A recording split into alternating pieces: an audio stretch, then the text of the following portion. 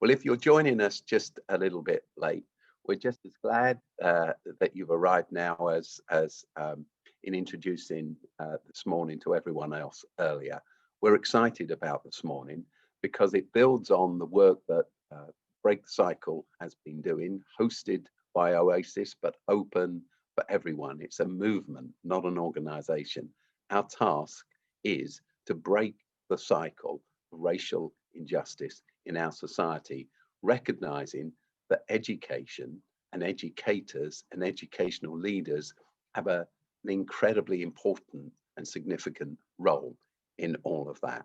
So this morning, we hope you're going to be inspired, but this morning we have lots of practical information to give you as well. Lots of things to tell you about the way to get all this moving in your location. But right now, it's my privilege to introduce you to my friend, Marvin Rees, who I'm sure that many of you will recognize. Marvin, good morning to you. Hi, Steve. You okay?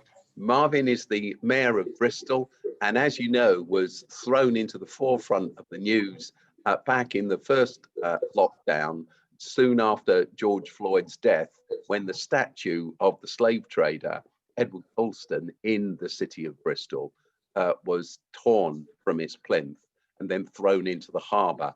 And Marvin was left with the problem of how to deal with that in a peaceable way, bringing the city together, but finding a way forward for justice. Marvin, we're really pleased you're here with us this morning, and we look forward to what you've got to say. Yeah, it strikes me as you describe the passage of history as the first lockdown. It sounds like a new way of measuring time passing, doesn't it? Yeah. Second, third, fourth, the way to come. So I'll share a few things. One is a bit about my own story. I'm asked to do quite a few times in Bristol, because it does speak to the passage of a young mixed race kid with a white mom, unmarried, navigating the education system through the 1980s with the riots we had in the city as well. A little bit about the wider picture of race inequality, and then how I think it might be useful to understand race and approach it. I think that sometimes when we look at racism, it can feel overwhelming, and in many ways it should. It's been centuries in development. It's infected all of our social institutions. It's in our theology, it's been in our political, it's been in our economics, and it's not always overt. It's obviously more dangerous when it's subtle and unconscious. But I shared a story that when I actually ran for mayor first in 2012, and I'd been working in a voluntary sector. I'd worked at the BBC, so I was known by a few people, but not by a lot of people. And I know some journalists, I was told, were laughing about me running and so forth. And so anyway, never mind. I went to launch my campaign, and I chose my old secondary school to launch it. And I went to a school called St. George, which is now City Academy, which is where Aisha Thomas, who's been doing a lot of work on recruiting Black and Asian teachers, is an assistant principal. And so I get to the launch, and I'm going to do it at a school assembly and tell the students, hey, I'm running for mayor, and this was my school. And I went and searched out an old school teacher of mine, Bob Jennings, who was my geography teacher, and he was my head of year at St. George. And as he arrived, and I was chuffed to see him there, I felt a bit of comfort. I hadn't seen him for like 20 years, but I felt it quite comfortable to have him there.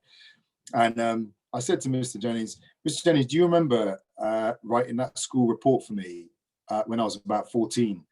And you wrote in my school report, Marvin, the world could be your oyster, but the way you're behaving at the moment, you're not going anywhere. Because the truth is, I was in the top classes all through secondary school.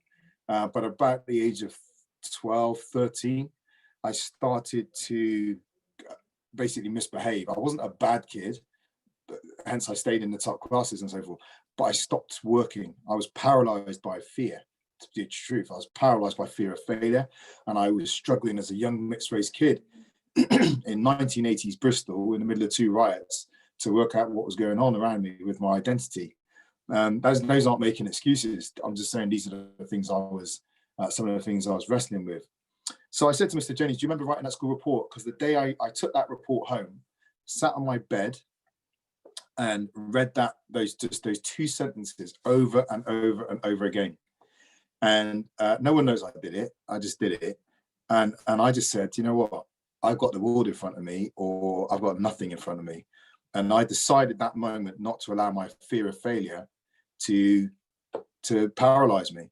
I obviously, there were other things going on. I had boxing, I had a council house, I had a loving mum, I had the church, I had a bit of outward bound. But that moment was very, very significant. And Mr. Jonas said, no, I don't remember that. It really struck me that it was something so significant in my life that he had done. He had no knowledge that he had done it. And I share that story with teachers a few times. When I was campaigning in 12, I knocked on a teacher's door and she was quite down. She shared with me she was feeling a bit demoralized about education. And I said, well, you never know, right? Someone might come to you in 20 years, 25 years time and say, remember that thing you did for me? Remember that attitude you took to me, the thing you said, the thing you wrote, the comment you made? That was a pivotal moment in my journey. I said they may never come and say that. That's the truth of it. More often they won't come. But never doubt the significance of those interventions that you make in the lives of children and young people. And I think that goes for all teachers. You know, I suppose one of the challenges of the profession is you don't always get the feedback. You don't always get to see the product. As Steve said, it's about the destination. You don't always get to see where your students end up, but it can make all the difference.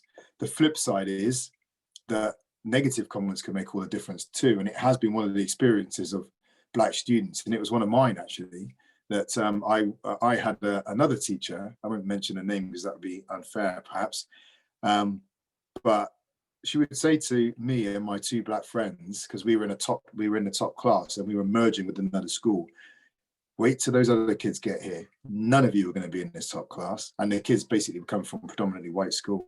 She said that every single week. And I got immune to it. Unfortunately, the war within me for are you worth anything? Are you not worth anything?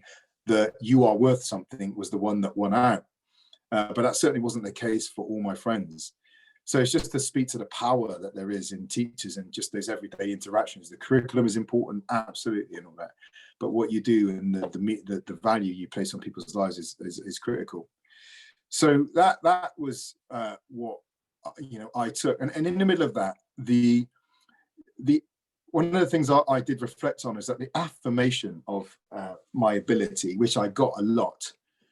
I had a lot of teachers saying, Marvin, you're so good, but your grades are bad because you don't do any work. The affirmation on reflection was well intended and was very good and very important to me, but it wasn't enough.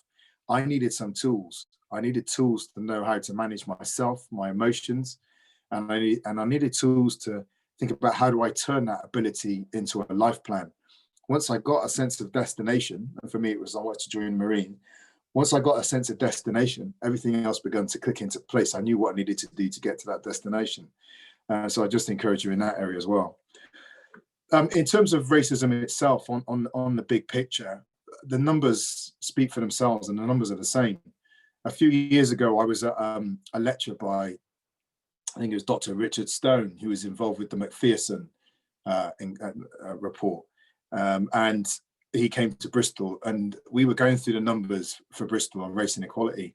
And they were exactly the same as they were 20 years ago. Same areas, right? Education, employment, poverty, criminal justice. I mean, nationally, Black workers with degrees are paid 23% less than their white colleagues. But I recognize the complexity of class coming in there as well. But in the broad brushstroke of race, 23% less. That's remarkable. That goes into pensions. It goes into the ability to buy a home and where that home can be purchased or where people are renting. So it has far-reaching implications. On education, Black students half as likely at 6% to go to a Russell Group university. And I went to Swansea University, it's not Russell Group, but then I went to Yale and I tasted when you go to Yale, how many more doors open up to you? It's just here is a world of opportunity. So Russell Group does that. So you got half the rate. And on poverty, 45% of Black and minority ethnic children growing up in in poverty as compared to 26% of white children. Again, recognize the complexity of class within that. Not all white is privileged white. But we know the consequences, the life consequences of growing up in poverty that's disproportionately amongst Black people. To me, that's where I think when we're talking about race and racism, where we constantly have to focus. Sometimes people get caught up in racism. It's about being nice to people. And when we point out that organizations are institutionally racist, people get offended, saying, I'm not racist. Listen, I was on Channel 4 News. I did all the national outlets actually a few years ago. And it was after the death of a migrant in Bristol who was murdered, and the support provided to that man before he was murdered by the city council was inadequate. It started in 2013. I picked up the work when I was elected, but I admitted on TV, the city council is institutionally racist. Having a Black mayor and a Black deputy mayor does not stop an organisation being institutionally racist. It is the way culture, power, privilege repeats itself throughout an organisation. And in Bristol, we are Runnymede identified Bristol as the 7th worst local authority area out of 348 for race inequality. That in a city that is seen as politically progressive, thriving creative media sector, big foodie culture, big green kind of presence within the city, lots of veganism and vegetarianism, all that cocktail of people you think, these aren't Trumpian. These are the kind of people that are pushing forward for social progress. And yet we have these horrific race inequalities persisting. Of over 1,000 teachers, less than 2% of our teachers in the city are from Black and minority ethnic backgrounds. And that's with a school population where over 33% is from Black minority ethnic backgrounds among the students. There's something going on that having a progressive culture, lots of nice people in of itself is not enough to end the hard political, economic and social inequalities that for me define racism. Having said that, I'm always at pains to point out that, and this is where I think the conversation needs to go, talking about those hard numbers, that we need to do this in a very sober way. In understanding racism, I'd say it's just about doing good politics. Just like David Olusoga would say, dealing with the reality of racism in British history, it's just about doing good history. I'm not here to make anyone feel guilty. My mum is white. My nan was white. My granddad was white. I'm married to a white woman. You know, I don't go home and tell all these white people, hey, listen, I want you to feel bad about being white. That's not what it is. Some people have got caught up in that. That's not my bag. Guilt doesn't do anything for anyone. And I just think it doesn't solve anything. As I point out, you can have a progressive culture with well-meaning people and not actually be changing the numbers on life expectancy, healthy years, life expectancy, education outcomes, earning power for Black people. It takes more than that. It takes a forensic focus on the area of power and wealth, dare I say. And sometimes people think that sounds dirty, but all the civil rights leaders began to talk about building up a wealth base. Martin Luther King talked about this as well. I'd also say it takes more than symbolic acts. As Steve said, people got very excited in Bristol about the statue of Colston coming down. And I don't mourn its loss in myself, as I keep saying. I'm a mayor, I don't condone criminal damage. But was the statue anything other than an affront to me? No, it wasn't. It's a slaver put up in a place of honor in the middle of Bristol. And as David Olusoga points out, statues do not teach history. They celebrate people, right? It's a celebration, it's a point of honor. But while that statue coming down was important, what I've also kind of checked people on was that I didn't get a memo the next day telling me that there was any fundamental change in mental health, criminal justice, educational outcomes, poverty. Nothing changed. It was a symbolic act. And one of the things that we do have to be very careful about is allowing the whole bandwidth of the conversation on race to be taken up by symbolism, which the danger is it's more often about the emotional gratification of members of oppressor groups, in broad term to be unpacked, but then it is about actually changing the status of people who have been historically marginalized. That's always a danger. It consumes the airwaves. And I'll give you an example where that's very, very real. We've also changed the name of the Colston Hall. No one seems to remember that, even though that was actually the big story. Why? Because it was done in a very measured way. There was an announcement in 2017. There was a consultation of thousands of people in the city. There was no big TV picture moment, and yet that's gone relatively invisible. So what people have got caught up in is the act, not what the act is attached to, and it has to be attached to real policy. I'll just share one final thing that might help, just in terms of Black Lives Matter and the reflection I've had on that might help people think about how they approach it. The police, someone somewhere is always going to do an evil thing, right? The police will kill people. People will be abused on the street. They'll get beaten up. You can't stop individuals doing an evil thing, right? So, and it's not acceptable, but that will happen. But I think the real message about Black Lives Matter comes about because there are no institutions holding people to account for this. There's nothing to say that's not okay. The point is made that in the United States, where this has obviously come out of, the police do it with impunity. Over here, by the way, I think only one police officer has ever been charged for a black death in custody in the UK. So we're not high and dry over here. So it's that sense of hopelessness that comes about when you come to the realization that that person could take my life and get away with it. I have nowhere to go. And if you think about when you run a school, you know, if students felt that they had no protection from the school establishment, from bullying or other acts, how hopeless people would become. And that is what it is. And I feel that, you know, when I had a interaction with a police officer in the United States a number of times, I thought, geez, I need to shut my mouth here, because it's only my quietness that's going to keep me from harm. Nothing else is going to hold this guy to account. That's where Black Lives Matter comes about. It's the failure of the institutions. It is in the violence and hatred of individuals, but it's the institutional failure to drive for better standards, to say what's acceptable, what's not acceptable, and to hold people to account in the fullest sense when they fail to meet those standards. So that takes me back to racism is not just about individual interactions or individuals being mean. It's about the way our institutions and our structures churn out inequality and define people as unequal on a day-to-day basis. So those are just a few of my reflections. But in the face of the weight of racism and the scale of it, please remember just how significant you are. My hope in life began with, in many ways, my pathway of hope began with school. And the day I turned up at sixth form, I got 5 C's at GCSE, 1 D, and I wasn't allowed to enter computer studies or science or chemistry. But the day I got into sixth form, I thought, okay, I've got some hope here. It was a small door and it led into a big room, and you play a critical role in that. Great, thank you, Marvin. Do stay on screen, because we'd like to put some questions to you. So we've got a few questions coming in, but I just urge everybody, this is your chance to talk to the Mayor of Bristol, to Marvin, about the things that he's said and other things that come from that. Marvin, we were talking a couple of weeks ago, and I was struck by the fact that I asked you, what was your hope for your children to grow up in a world and a Bristol that has put racism behind it? And as the mayor, I thought you kind of might be upbeat about that and say, hey, we're going to crack this thing.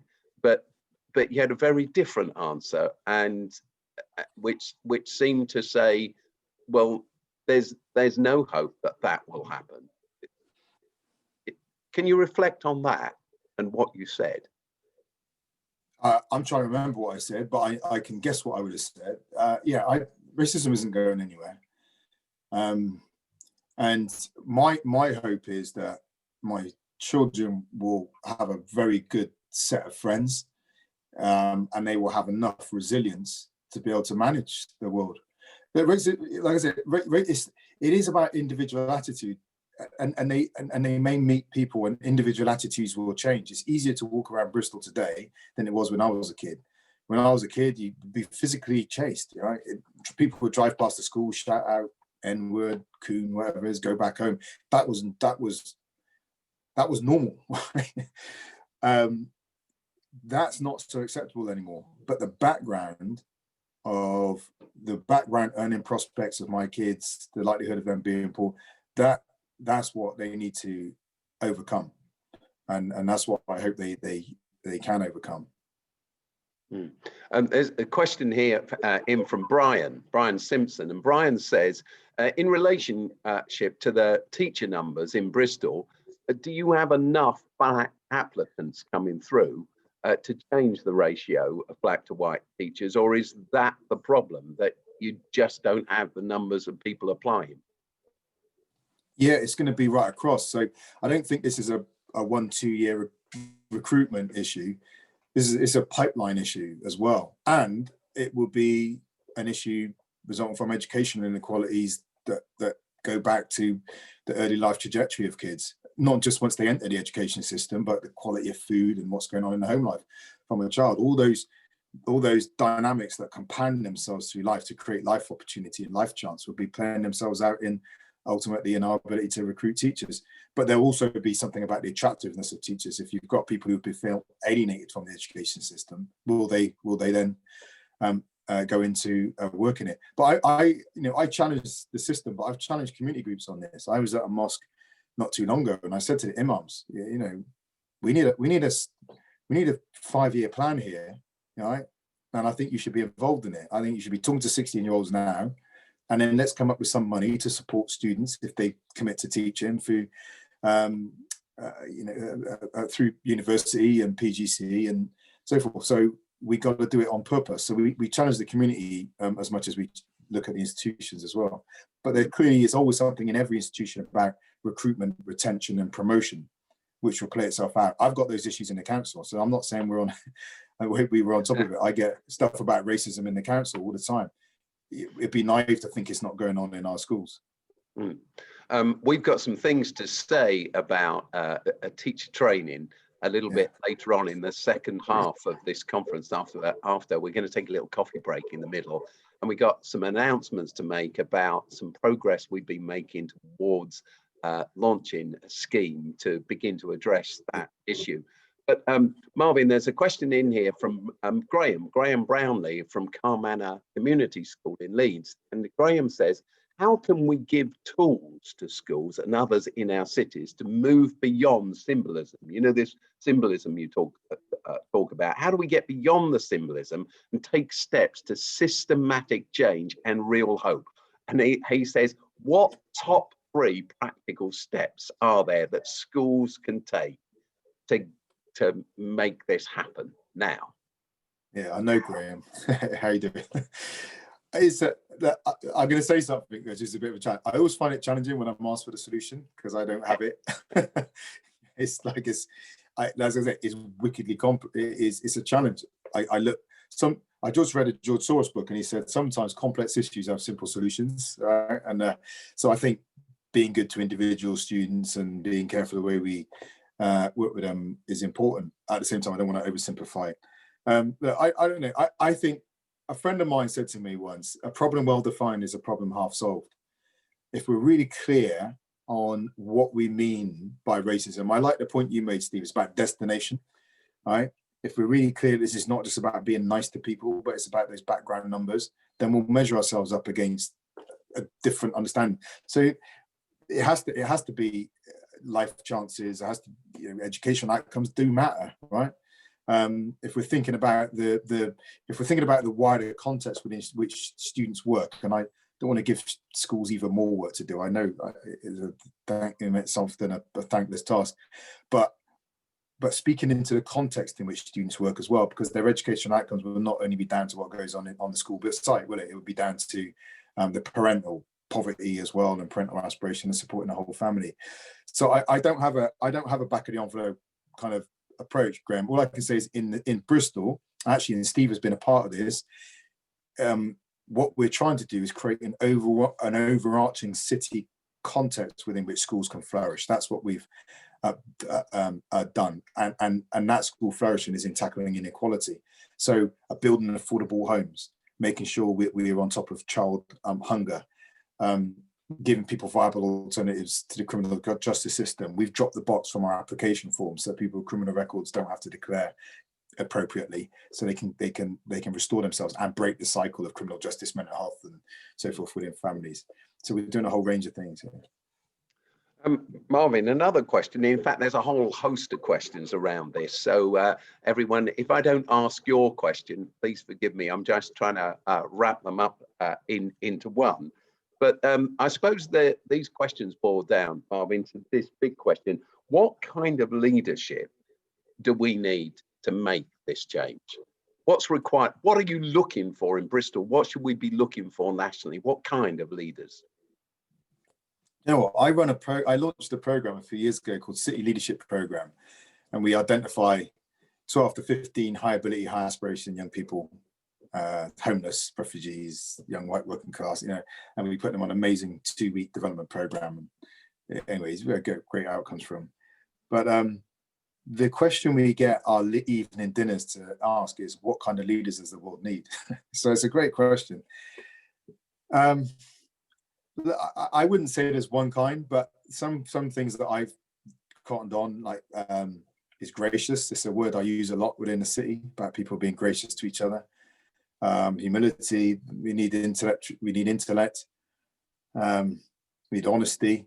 Trustworthiness is a big one. But I would say no.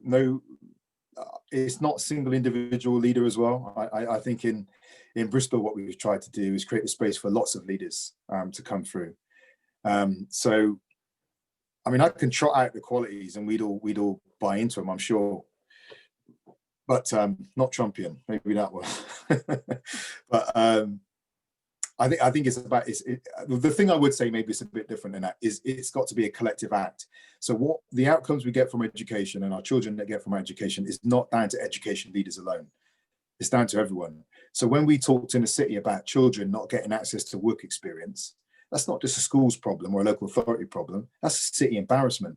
So we set out to get children access to work experience. We made it a city challenge across our finance firms, our law firms, and manufacturing companies, and the TV companies. We took that on as a city. So I think maybe that's the key change in leadership. That kind of collective leadership. Somebody's written in, I'll just read their statement to you. It says this, Marvin: I was a black head teacher in Bristol and a successful one. I was awarded by Bristol City Council for my leadership. I and 5 other black head teachers left over a 2-year period while Marvin was mayor because of the systems and structures that he'd inherited. I state not because of Marvin. Those structures, the structures that Marvin has described so well. I believe Marvin is changing these, but it would be good to know what things are being done to support black people into the teaching profession and leadership positions in Bristol. So there's been quite a concerted effort within the city recently, and these things aren't quick. The same way as we're trying to support people into political leadership and the magistrates. But I know we've put some effort, particularly with my deputy mayor, Asha, leading on this, and Aisha, about supporting people in. We've got a range of programs going on in the city that are going to be driving. We've launched something called the Commission on Race Equality, that's chaired by Professor Olivette Otelli. I think she's the only black woman history professor in the UK, actually. She's got a group of people, including people like Marinique Gonet, and education is going to be one of the areas that they really drive on. And this is going to be a high-profile group of black and Asian leaders who ain't going to be taking any prisoners within the city in terms of the understanding of race and driving culture change. We launched a program called Stepping Up that we hope the schools can get involved in, which is about supporting people who've got potentially stuck in the middle of the organizations. And about 60% of the first cohort went on to get promotions. We also have a race equality strategic leaders group, which is doing the hard numbers on race inequality in our public sector organizations as well, and be good to reach into unemployment. But I recognize that story I shared. I joined the BBC I had my second master's degree. I got it from Eastern University in 2000, came back to Bristol. I joined the BBC as a band 5 journalist, earning about £18,000 in 2000. In December 2005, I left the BBC. I was a band 5 journalist, and I was earning about £23,000 a year. In 5 years, I made no progress, and I had a £5,000 pay rise. So I recognised that frustration would be a start. Within 5 years leaving the BBC, I was a Yale Award Fellow. Within 10 years, I was Mayor of Bristol. So, I share the pain of that frustration, which is why we're trying to make the changes we are. Somebody, the same person who made that statement, Marvin, has just said, I think councils around the country can learn a lot from the initiatives that Marvin is initiating and leading on in Bristol. Thank you. So there it is. We got good people. That's the thing. Yeah. So, Marvin, I have the privilege of being involved in Bristol a little bit. Oasis actually has eight schools in Bristol and is just in the process of building another and does a whole load of community work in the city. I've seen firsthand the work that you're doing around this one city plan, which I think is an extraordinary thing. And I've not encountered anything like that anywhere else in the country. So I think, could you just, there's some sirens going past here, sorry about those. Just tell everybody a little bit about the Bristol One City Plan, not so much about it, but about the idea behind it. And do you think that kind of approach can work in other cities and in towns? Yeah, so it really comes from, I used to work in public health, and I was working on a national race equality mental health program. And what's clear is that health is not determined just by the NHS, right? It's education, housing conditions, poverty, the wider determinants, as they call it. So I'd always had this mind that the way cities work is, cities are everything, right? So when I got elected, I shared an understanding that what people get from Bristol is not the result of the decisions of any single organisation, not just local government, not just health, but they sit at the intersection of our decisions, ourselves, the police, private sector, voluntary sector, faith groups. So if we're serious about leading our city, we wouldn't have 1,000 stories told by 1,000 different people pointing in 1,000 different directions, right? We begin to take seriously actually that if we want to make life better, we need to get ourselves organised. So I organised something called the City Gathering that we now do every 6 months.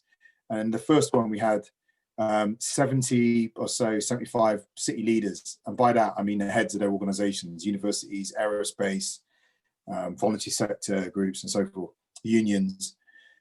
In that room, the collective financial footprint was about £6 billion, right? Our population in Bristol was 465,000. There was a £6 billion footprint. And between us, we had about 70,000 employees.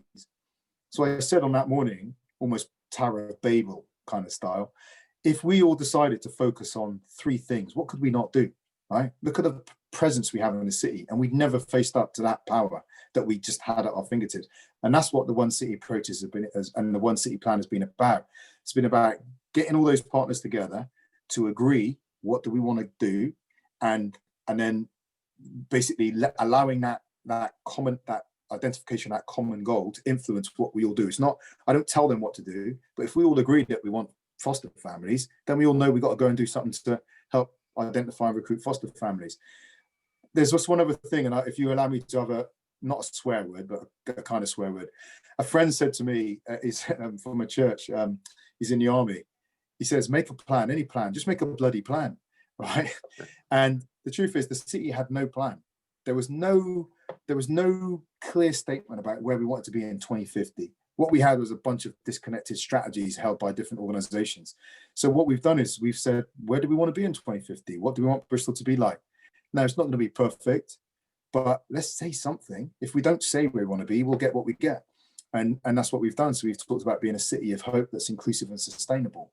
And now we all know we want to build a city of hope. Well, how do you build a city of hope? Food, education, quality housing, building communities, human relationships, better mental health. The things that we target begin to fall out of what we are trying to do. And I say we've had a pretty good buy into that. And then we've turned that into a plan. And the plan sets out where we want to be in 2050. And then we have a list of things that we would believe we need to deliver every year on year, up to 2050 to get there.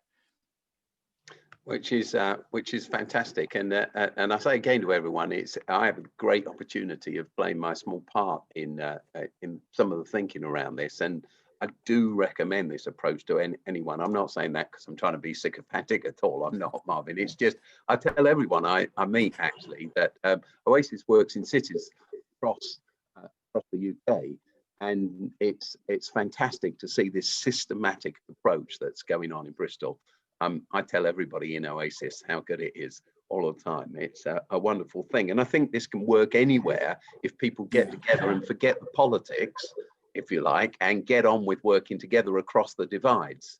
Steve, we by the way, Steve, if anyone is interested, it's online, Bristol One City Plan, but we are always happy to talk to people. We had a nice chat with Birmingham over the last few years about it. We'd be happy to share how we did it. Yeah, really good. So you got your 2050 plan. So if you're re-elected as mayor, because there's an election this coming year, isn't there? You're up for re-election. Where do you hope to get to by 2025, 2024? Oh, 2024, I'd have stood down. If I get re-elected, I'm only doing one more term. I think you need to give the city a chance to reinvent itself, and so I would move on and allow that to happen. But my hope is that in many ways, that act of collective working and the culture that builds around it would have become much more sophisticated, and it's just what the city does. Because what I found, Steve, is interesting. I think it's not my sense of leadership. It's not about me coming up with all the ideas. What we've tried to do is get fantastic people in a room with different worldviews as well, by the way, from different sectors. So you've got business and unions sitting in a room at the same time, and voluntary sector sitting in there with, and you know, agreeing what we want to get done, and then they all bring their stuff to the table, and that's how we've got the list of things we want to get done. So our One City Plan includes doubling the tree canopy by 2045. Now we all know we've got to go and find a place for trees, but it also includes reducing domestic violence, winning Channel 4 to Bristol, which we managed to do. So the breadth, you know, increasing our exports, the breadth of aims that we've put together in the name of building an economy that's inclusive and sustainable. These are the values that we've put in there. Just comes out of that. So if we've built that culture and that machinery, for want of a better word, I think that's the best thing we could have done. Marvin, we're really grateful for your time. One last question. I'm often asked this question. People will say to me, people with brown or black skin will say to me, it's tough to be on the front line. I don't want to be the token black, the token brown person in the boardroom, you know, on the council. I don't want to be the person that's pushing all the time. We need a much more collective response. Understanding that we need that collective response. Some of it always strikes me as about resilience as well. You've shown amazing resilience. What would you say to the individual, to us on this conference now, who kind of think, is it me or is it someone else? There's a couple of things I would say. I think one is, when we went to recruit for the magistracy, right, myself and Asher not too long ago, and actually Carol, our Lord Mayor at the time as well, was leading on that. I do often get this line when I try to get people involved in politics, and they say, well, it's not for me, Marv. And my point is, well, maybe it's not about you. Stop being so self-indulgent, right? Maybe it's about you recognizing that you have a set of skills, and for a period of time, you need to put them at you know, public use, and that's your act as civil servant, you know, sacrifice. So one is, if you've got something to offer, I think an element of which it's duty to do it, no matter how uncomfortable it is. On the point of being a token, I'd say my response on the whole tokenism is this, right? In 2014, Alan Milburn wrote a report called The Elitist Britain with a question mark. It's worth looking it up.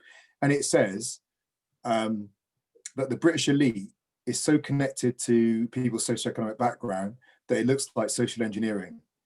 Right? And this is not a mad report. David Cameron, Clegg, Miliband, John Major are all in the preface to the report, all write a little bit endorsing the report. He said, in fact, to what extent does the British elite reflect talent and ability or background?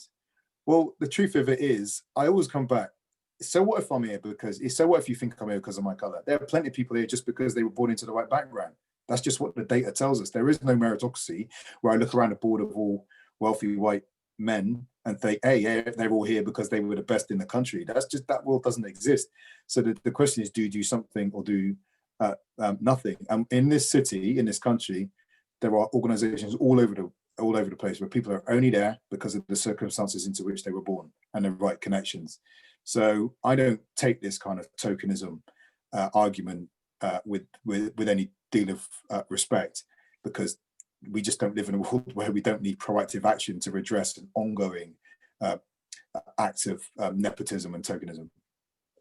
Marvin, thank you very much. Thanks for giving us your time this morning. I know you got a lot to do. We appreciate it very much. And I know if everybody could applaud you, they would be applauding you. It's a strange environment, isn't it, Zoom, where you say what you say and then there's this silence everywhere.